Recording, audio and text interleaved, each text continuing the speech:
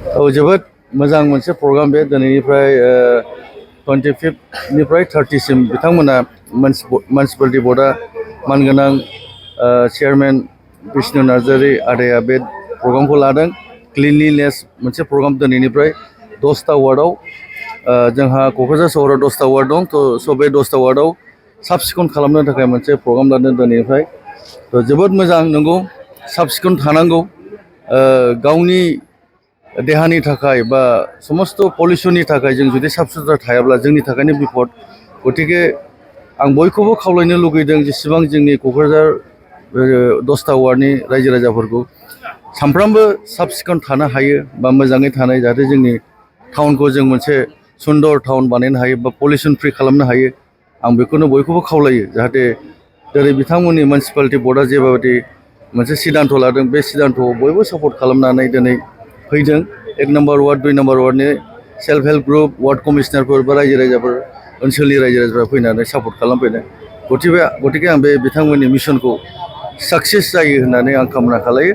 आरो बेजों लोब्बा लानानै जोंनिनो आर्बाननि मानगोनां श्रीमती मुनमुन बायद'खौबो आङो धन्यबाद जासियो। बिथांमोननि सिन्था धारानाव बे जादों।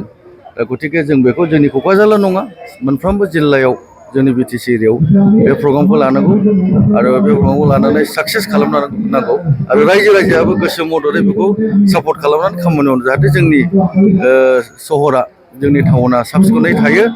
बे जोंनि सहरा साब सिखोन थायोबासो जोंनि देहायाबो साब सिखोन थागोन। आं बेखौ कामना खालामो। मिउनिसिपालिटि बर्डनि बानजायनायाव जे मोनसे क्लिनलिनेस ड्राइभ हाबाफारि लादों मा उद्देश्यजों लानाय जादों आरो सानबेसेनि थाखाय?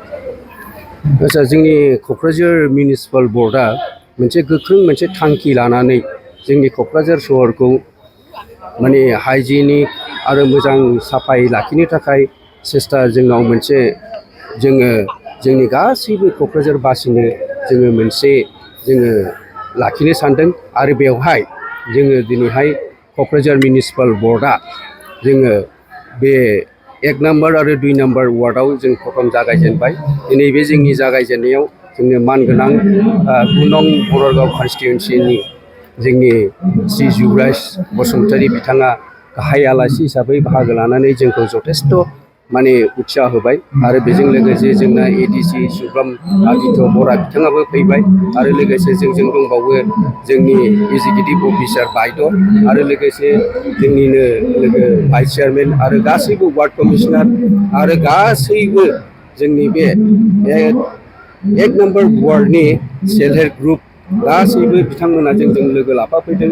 आरो जोंनि जेसेबां मिउनिसिपाल बर्डनि माने जेसेबां जोंनि स्टाफफोर दङ बिथांमोनाबो दिनै बे हाबायाव जुरित जानानै दङ।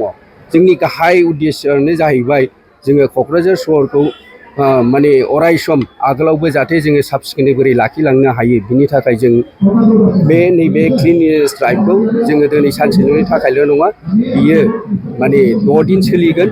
6 दिनाव जोङो 10टा वार्ड दङ जोंनि क'क्राझार मिउनिसिपालिटिनि सिङाव। जोङो बे 10टा वार्डखौ जोङो बे 6 दिननि गेजेराव फोजोबगोन। दा जोङो 30 तारिखआव जोंहा मोनसे क्लजिं सेरेमनि जागोन।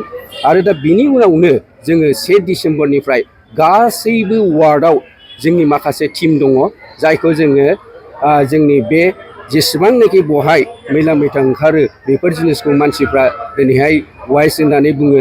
बे वाइस होननायखौ जोङो खोथाया जोंनि बेखौ गासिबो जोङो रिसर्स हिसाबै जोङो लायो। आरो बेखौ जोङो सेग्रिगेसननि माखासे पद्धतियै जोङो बे गासैबो जोङो जेसेबांखिनि क'क्राझार मिउनिसिपाल बर्डनि सिङाव 10टा वार्डआव जेसेबांखिनि माने कचरा जेनाखि मैला होननानै बुङो बे ओंखारो बेखौ जों सेग्रिगेसन खालामनानै गासैखौबो जोङो रिसाइकेलनि थाखाय जों माने बेखौ जोङो फाननानै आरो जोंनि माखासे मानसिफोरखौ जोङो बेवहाय माखासे एंगेज खालामगोन। आरो बेवहाय जेखिनि थायो आद्रा बेखौ जोङो मोजाङै डिसप'ज खालामगोन। आरो बेनिखायनो जोङो मोनसे जों थांखि लाबाय जोंनि बे माने अखानाय बोथोरनि आगोलनो मनसुननि स्टार्ट जानायनि आगोलनो जोङो जोंनि क'क्राझार सहरनि डाम्पिं ग्राउन्डखौ जोङो बन्द' खालामगोन। आरो बेवहाय खुनु थांनाय नङा, गासैखौबो जोङो सेग्रिगेसन खालामनानै बेखौ जोङो फानहरनाय जागोन। आरो बेल' नङा, जोंहा गोबां जायगायाव जोङो जायगानिफ्राय जोंनि डाम्पिं ग्राउन्डआव फैयो, थिथागुरिनिफ्राय फैयो, इउनिभार्सिटिनिफ्राय फैयो, मेडिकेल कलेजनिफ्राय फैयो। तिनालि हाथाइनिफ्राय फैयो, दाब दाब जायगानिफ्राय फैयो। बेफोरबायदि जायगाफ्रावबो जोंनि टिमा थांनानै बे गाव गाव जायगायावनो बोरैहाय डिसप'ज खालामजायो बेखौ जोङो गासिबो हाबाफारिखौ जोङो मावनो थाखाय जोंनि क'क्राझार मिउनिसिपाल बर्डआ जथेस्थ' जोङो माने थांखि लाबाय आरो बे थांखिखौ जों जेरैखि जाया जोङो बयबो जोंनि क'क्राझार सहरनि गासैबो मानगोनां जोंनि रायजो राजाफोरखौ लानानै बिथांमोननि हेफाजाब आरो मददखौ लानानै जोङो बे खामानिखौ जाफुंगोन होननानै जों आसा खालामबाय।